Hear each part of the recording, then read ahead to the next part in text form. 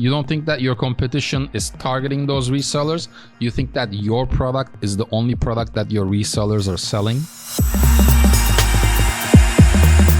Hello everybody. This week we will talk about why B2B businesses must go online in 2023. Yes, this basically means that all the businesses and business owners out there that think that you cannot sell 10, 20, 30, 40, 50,000, 100,000, $1 million machineries and products online. Now, Eren, we've been screaming B2B for the past 3 to 5 years or so. And now this year, it's not an option anymore because you see the Grangers, you see the Ulines, you see the billion-dollar companies coming after these smaller companies that do anywhere from $5 million to $50 million. Why is there such a huge opportunity for B2B online? Duran, the answer is really simple. Because all your competitors are there. Your B2B online competitors are billion-dollar companies and they want this market share because they understand that this is the fastest growing market. Now, D2C is saturated. One of the things with B2B is that it is not saturated. I have some metrics here. 95% of B2B businesses that could be e-commerce do nothing online. 90% of them do not do any type of marketing online. And 99% of B2B businesses that sell products do not have an e-commerce store or any kind of e-commerce visibility online. Now, here is the big question. Why is there such a huge opportunity in B2B online? The answer is simple. 1, B2B client values are higher, meaning that if you acquire a B2B customer, they are going to be your customer for a long time. The lifetime value of that customer is very, very valuable. They're not going to come and buy a piece of machinery from you. They're not going to come and buy a bunch of parts from you and just have it be one order. They're going to keep coming back and coming back because they are selling this direct to consumer and they need a supplier. So the lifetime value is higher. Therefore, you don't have to acquire that many new customers. You just need to steal market share from your competitors. And again, 90% of your competitors do no marketing online. And you're asking me why there is such a huge potential in this market? Number 2, B2B AOV is higher. The average order volume for a B2B transaction is much higher. If you're selling machinery, if you're selling parts, your average order volume is going to be anywhere from $500 to possibly thousands of dollars. Do you know what the average cost per click for the term t-shirt is online? It's $20. That's $20 per click that you would pay Google AdWords to show up for the keyword wholesale t-shirt, or any combination. Do you know what the average order volume for a t-shirt company that's doing D2C is? $80 to $120. So if you get 100 clicks at $20 a pop, that's $2,000 that you've spent. An average e-commerce conversion rate is 3%. So you get 3 purchases, let's say at $120 average order volume, you just spent $2,000 to make $360. This doesn't make sense. What these t-shirt companies are going after is the lifetime value. Because they acquire one customer, they are not going to make money from the first 3, 4, 5 orders, but they start making money after 3 months, 4 months, 5 months. With B2B, it's the complete opposite. Majority of B2B businesses are not advertising online, so your average CPC is going to be maybe $5. Now let's do the math here. Let's say you get 100 clicks. That's $500, and let's say your conversion rate is very, very low. Let's say 1%.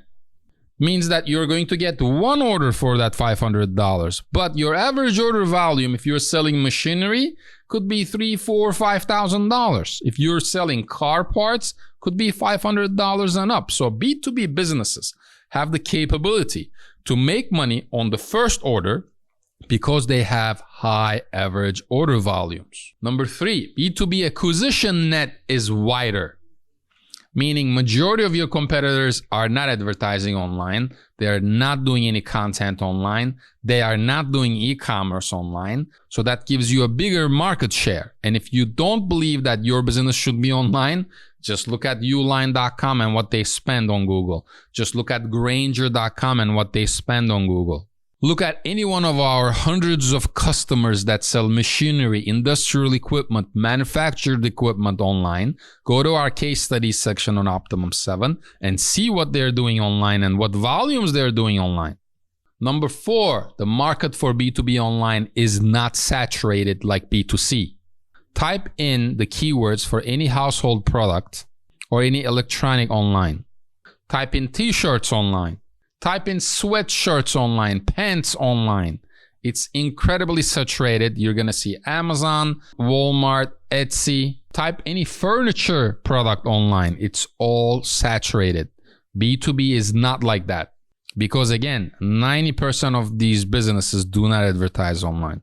Now, Eren, over the past few years, we've heard all kinds of myths when it comes to B2B e-commerce businesses finding the excuses not to go online. Let's talk about that because I want to break this down.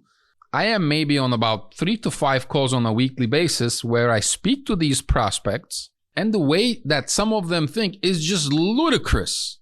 What are some of those myths so we can finally bust some of these myths? One of the things that we hear is they would rather focus on marketplaces like Amazon, Wayfair, Walmart, because they believe they don't have to do any marketing on these marketplaces. Because the audience on those marketplaces are already there to buy. But what they do not understand is they're giving 20% of their revenue to those marketplaces. And this is what's really freaking ludicrous to us. The fact that you control manufacturing, the fact that you control your brand name, and just because you're too lazy to do any marketing, you let go of 20% of your revenue as a manufacturer or as a brand is just crazy to us. There is nothing that you would do where I would let go of 20% of my revenue.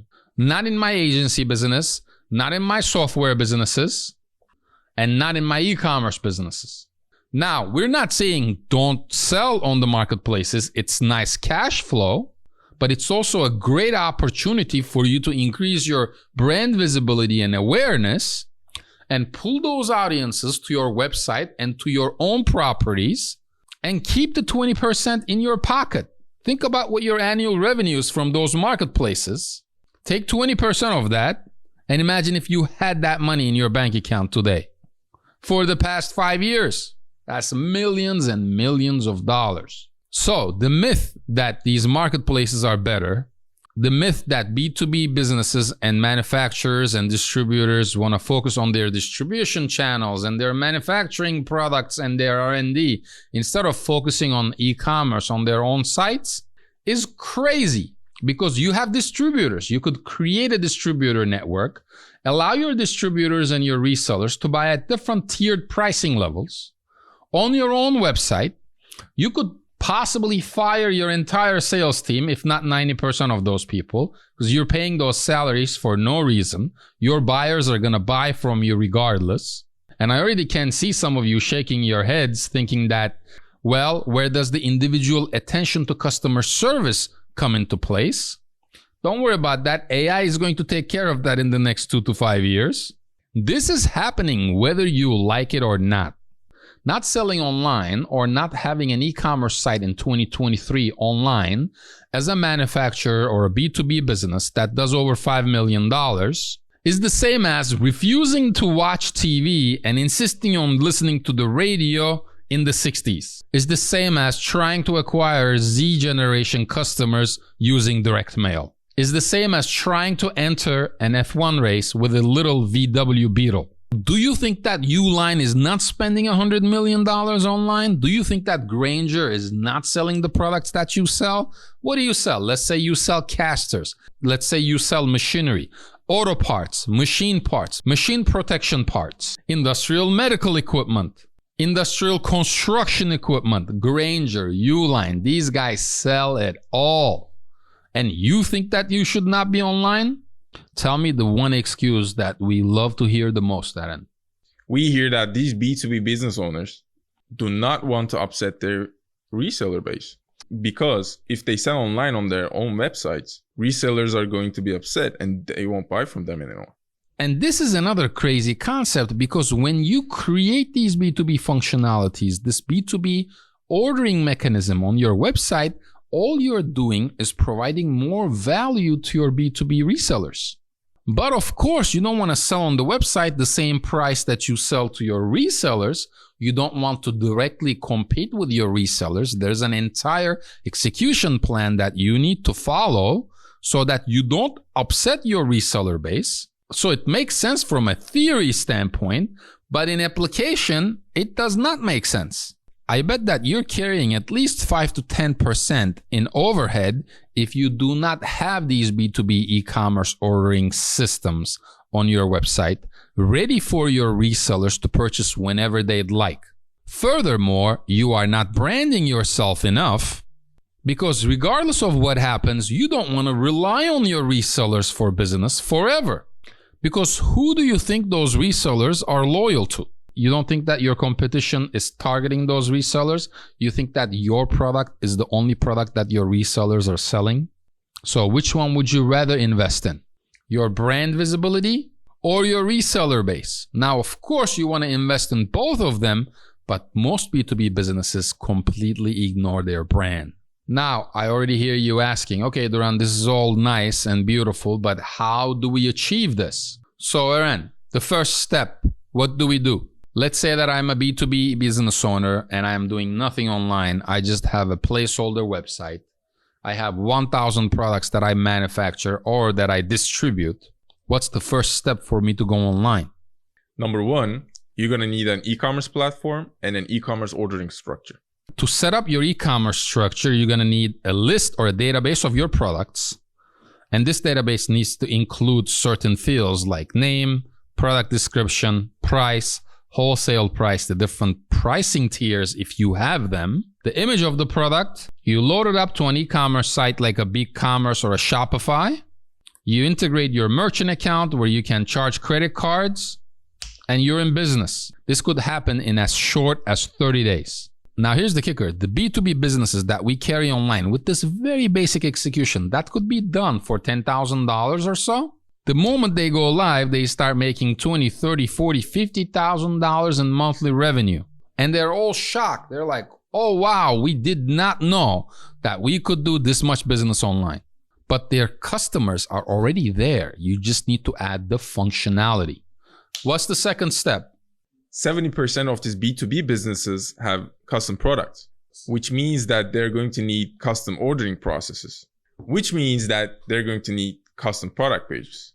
So custom product pages basically means a product configurator. If you're selling a machinery product or a specific machinery part, and the part has different configurations, let's say 10 different steps that are all conditional options, you will need that functionality. We have a lot of clients who have this. As an example, OC Pneumatics. If you go to OC Pneumatics and look at a part builder that they have 2 million SKUs on their site. And then every single combination of an option for that part is displayed there as an SMC product. This business does over $10 million in annual revenue. B2B business. For all those people out there that says, I cannot sell online, this is a B2B business. Another product configurator you can look at is EchoEnclose.com.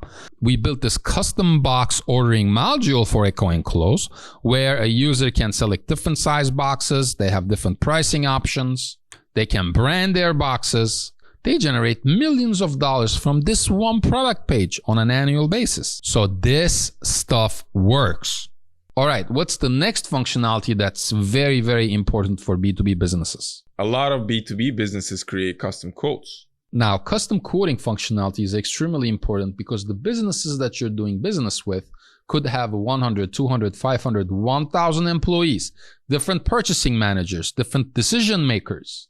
They might have different flows for buying equipment or buying products. So a generated quote allows your product to be in front of different decision makers in that organization and to flow through that sales cycle a lot faster.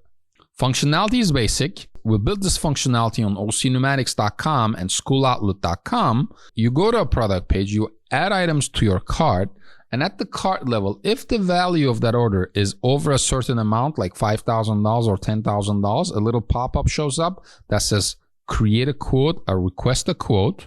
And then once somebody clicks on that, it generates a PDF file and it emails it back to the customer.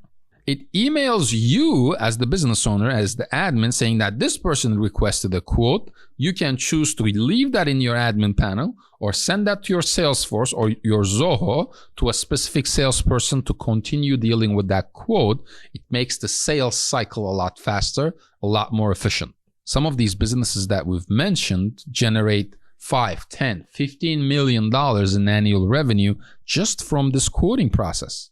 Now, we could mention a bunch of other functionalities like multi-add to cart that allows you to add multiple items to cart, because somebody who's purchasing 20 products from you as a B2B customer is not going to add to cart, go back, add to cart, go back. They're not going to do that. So the more efficient you make your ordering processes for your resellers as well, the more orders you're going to get. I always give this example. If you're a bartender at a very busy bar, your primary objective is to serve that first drink as fast as possible.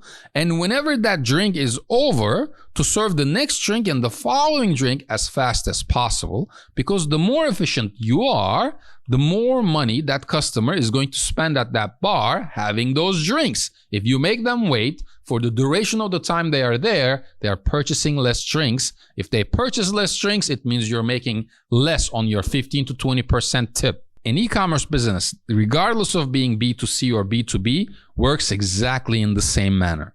Now, there are over 600 B2B functionalities that we've built here at Optimum 7. It is impossible to mention all of them. But if everything we discussed in this search session does not convince you as a B2B business owner to be online and to go online, I don't know what will. That's it for this week. We'll talk to you guys next week. Thank you for watching this video. Be sure to hit the subscribe button for more videos on e-commerce, custom development, marketing, and much more. And leave us a comment if you'd like to discuss the contents of this video further.